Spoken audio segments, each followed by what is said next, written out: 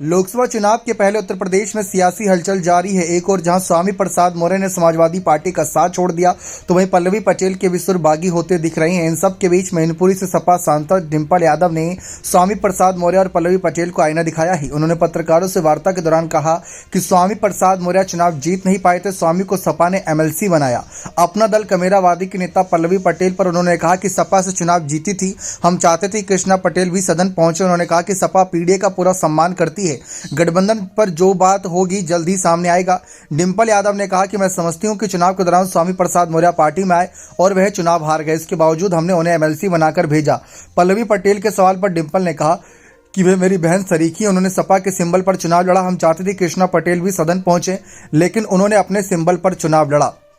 तो ये बात साफ है। दरअसल हाल ही में पल्लवी पटेल ने बात कह दिया था कि अखिलेश यादव पीडीए के खिलाफ है। बात तो वो पीडीए की करते हैं, लेकिन जब बारी आती है जिम्मेदारी देने की, तो उन्होंने कहा कि मैं सिर्फ अपनी मां कृष्णा पटेल की ही बात नहीं कर रही, बल्कि किसी गरीब पिछड़े को अगर टिकट दे दी होती राज्यसभा की तो ज़्यादा खुश होती। जया बच्चन रंजन के अलावा अगर किसी और को आगे किया होता तो ज़्यादा बेहतर होता।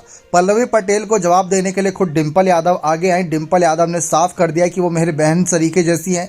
इसके पीछे की वजह यह है कि जब सिरातू सीट पर पल्लवी पटेल के नाम का ऐलान हुआ था समाजवादी पार्टी के टिकट से, तो फिर पल्लवी पटेल कहीं ना कहीं चर्चाओं का विषय बनी ही थी। लेकिन तब केशव प्रसाद मौर्य को हराने की बारी थी और केशव प्रसाद मौर्य जो हालिया डिप्टी सीएम है, पल्लवी पटेल के लिए बहुत मुश्किल हो जाता। ऐसे में वहां पर खुद पहुंचकर डिंपल यादव और जया बच्चन ने पल्लवी पटेल के लिए चुनावी मोर्चा संभाला था और जमकर प्रचार किया था। शायद पल्लवी पटेल वह बातें भूल गई हों, लेकिन डिंपल यादव ने वहां पर काफी दिनों तक डेरा डाल रखा था और सिरातू सीट पर पूरा गेम पलट कर रख दिया था। हाँ, पल्लवी पटेल की भी इस पर जीत कहेंगे, लेकिन समाजवादी पार्टी के कैंडिडेट की जीत हुई थी।